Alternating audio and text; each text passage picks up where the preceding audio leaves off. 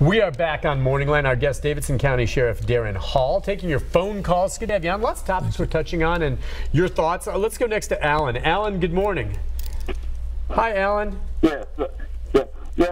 How well is the Sheriff's Department prepared for an active shooter situation? Seems like sheriffs spend a lot of time serving civil warrants and being around the courthouse, dealing with the prisoners and the courthouse situation. And I was wondering if the sheriffs have the same kind of training as the police officers who go out and they usually respond to these 911 calls. That's a great question. It is. Yep. I mean, he understands how it works in Metro. Yep. But you guys do transport inmates, and someone could try to spring an inmate or start shooting up the courthouse when you're there. How do you handle it? Yeah, we've had officers shot and killed, also serving warrants, doing a lot of things over the years. Job. We have a lot. But Alan's right. I mean, our primary duty, as a lot of sheriffs, vary from, say, a school mass shooting. If that were to happen here, clearly the police department's in charge of the scene, the setting in a Davidson County school situation.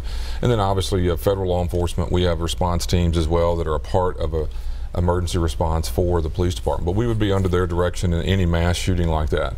But we do mass active shooter training in our own building. We do it probably once a month. We have an instructor in our division who goes out around the community right now training, unfortunately, churches.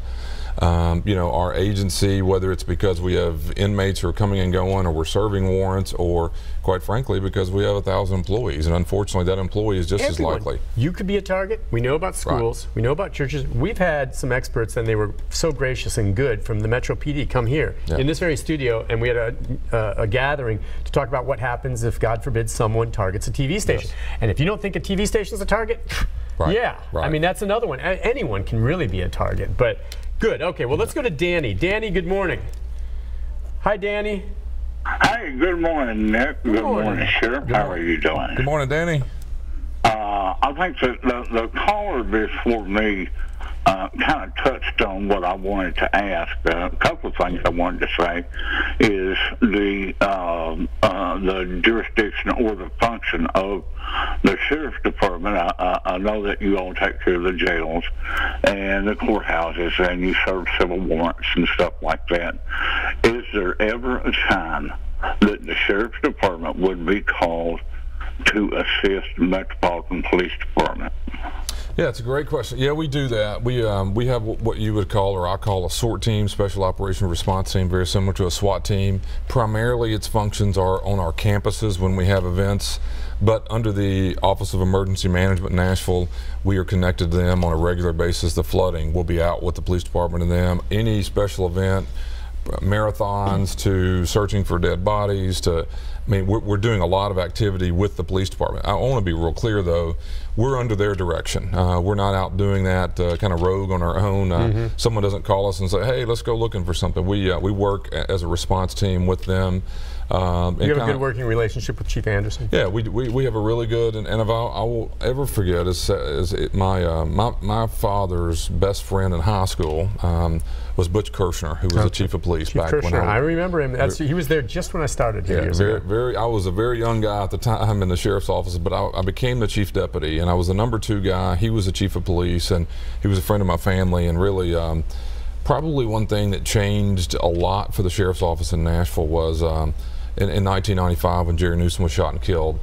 When another officer shot that same day serving a warrant out in South Nashville. And Chief Kirshner was the chief of police, and I won't ever forget, he called me on the way to the scene. I was flying to get over there, and he called me and he said, you don't need to worry about this. We're going to take, not the event, it was under control, and they took us under their arm really and helped us a lot because we hadn't dealt with that in many years, and of course it made the next week really a much better experience. And the irony of the story was that we obviously buried our officer, and he became a part of the loss of law enforcement, and they really helped us, Metro Police Department. And I really think the relationship my dad had helped me because he was able to help us. And Nick, 7 or 8 months later, out in Mount Juliet, we were raising money for the son of the officer who was killed, and had all sorts of folks out there in a golf tournament, and I was riding with 2 police officers in my foursome of the golf team, and while we're out there, Paul Scurry was shot and killed when we were doing that. I remember. And I remember calling Chief Kirshner, who again was my friend, and I said, I don't know what we can do, but we'll do everything we can to help you. So we assigned our people to work traffic so their people could go work and be a part of it. And so the point I would make, Danny, is we're never going to be out there doing something on our own, but we work hand in hand with the police department in many different unique situations. Good question. Let's go next to, I believe, William. Hi, William. Yeah. Hi, sir. Go ahead. Yeah. My thing is about marijuana. Why can't they legalize marijuana? Right. Yeah. Well, we don't want to get too much into this, and you don't have to. They're looking at medical marijuana. We'll just move to the next caller because it's happening right now in the legislature. It's moving forward for medical marijuana only, something that would be made available so that you can get it with a prescription if it helps you in a condition with your doctor. Recreational marijuana is not on the docket. It's not time in Tennessee anyway, at least not yet. Let's go to Brian. Hi, Brian.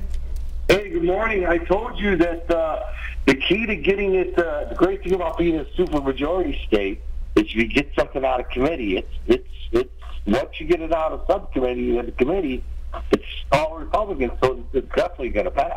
I told you it was. Well, it still had to go down to a tiebreaker from Representative Harwell last night. The Speaker voted for it. But anyway, let me get on to the shootings. You remember when we were talking about a few months ago when we had that one shooting of the kid?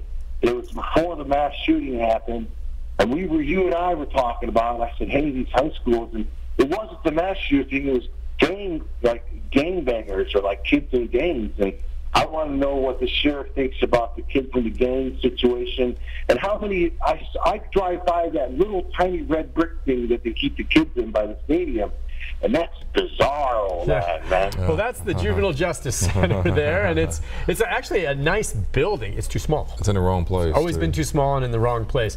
I don't know if you guys deal with having to transport gang members along the lines of that. Any thoughts? You know, one thing, I think there was some footage this morning I saw of the shooting up in Clarksville that clearly I would bet has some gang activity involved with it. Oh, where the kid on the bicycle? You may have seen the video this morning. Kid on the bicycle and a car pulls up and boom, boom, boom, and it looked like they were targeting him. I'm probably not, it's not the best way to say this, but to me there's a difference between gang members and, if you want to call it just being mean, and what we should do with and to that person, and a person who I believe has significant problems in their life to go in a school or go to Las Vegas or go and do a mass shooting of a bunch of people. You probably have to be mean, but I believe you have to be sick, and that there's a difference. And I'm not excusing what they're doing. I'm saying if we want to get down to it, the guy up in Clarksville that I saw driving by, there's no mental illness in that car. No. There's no effect of why he's shooting this kid as 17 years old. That there's a mean problem, I believe, between gang members fighting or whatever you want to call it. You move over here to this young man in Florida who was terrible act, probably will die in some sort of execution, I suspect, in Florida one day. He killed a lot of people, he did terrible things. But that life is horrible, what I've read about. I mean, his whole situation, and there's a difference between what he did, difference as in, if we want to fix it going forward, then the guy who drove by and shot a 17-year-old on a bike. That person in that car deliberately killed someone for whatever those trivial gang member fights are.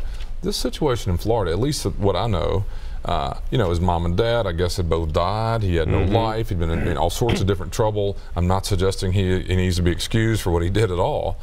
And is a troubled person and clearly was taking out something. But you can't tell me that human being down there was of a stable mind. Yeah. I believe the person in the car in Clarksville was stable, just mean. That's my, I'm not a doctor, not a psychologist, but you've been around long enough to probably get a good sense of things. I understand what you're saying. It doesn't mean we should excuse it. We've got to fix what happened in Florida. I mean, that's horrific. But if we want to fix it, let's talk about, is punishment going to fix it?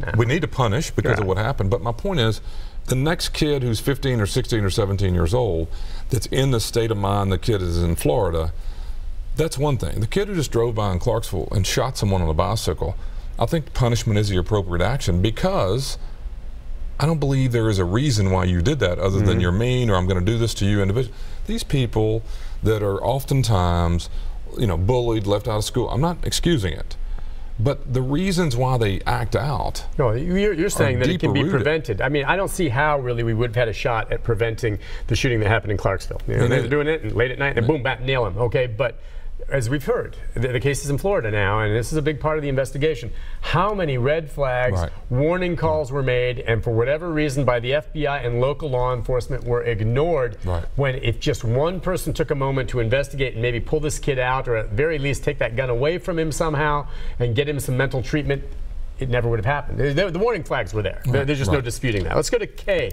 Hi, Kay. Hello, Kay. What's on your mind?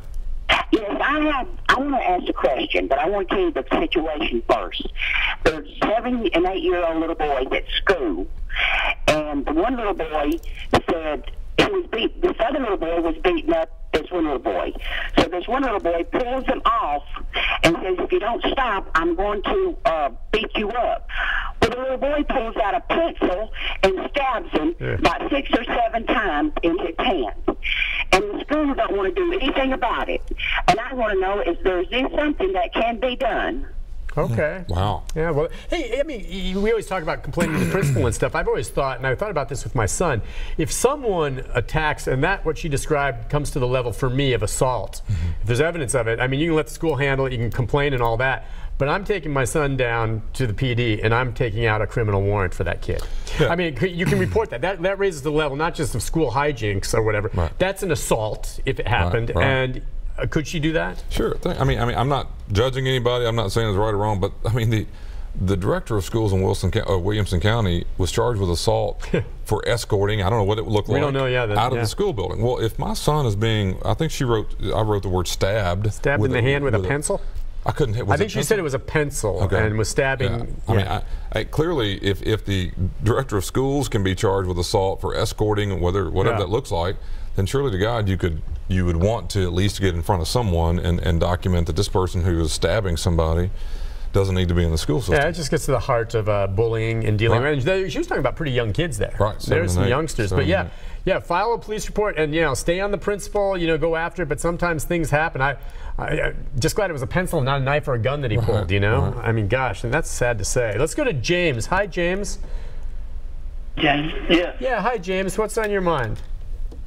Well, what I'm talking about is all these amounts of ammo and big clips that kids can go out and buy, and because you don't have no age limit on how old you have to be to buy ammunition. Well, yeah, that's a good question, and again, that may be something I don't know, the NRA would be against, but trying to find some limits on the size of clips. I don't know what the laws are with regard to clip size, really. I think it varies in different. That's another big issue James is right about. I mean, you have to be. Not that this is exact, but I have a son who's going to be 16 on Monday. Yeah. And so we're going through the driving experience, and he's driving. I'm in the car with him, and we're practicing, I guess you call it. And he asked me a question the other day. I thought it was appropriate for this stuff. He said, "Dad, why does my car have 120 on it?" Because I'm talking about speed limits. Yeah, you're never gonna. At first, I don't know if his car. Well, did you buy him a really high-end Corvette? No. Okay, maybe a convertible BMW. No, but I've driven enough cars to know it'll go over 100 miles an hour. I promise. Okay, all right. And yours will too. Okay, yeah, the speedometer does go up there, and you're like, why? The speedometer should go 70. And one of these days, I believe a car will be equipped to only go the speed limit that it's allowed to go. The point that James is making is, why do we sell all of this stuff?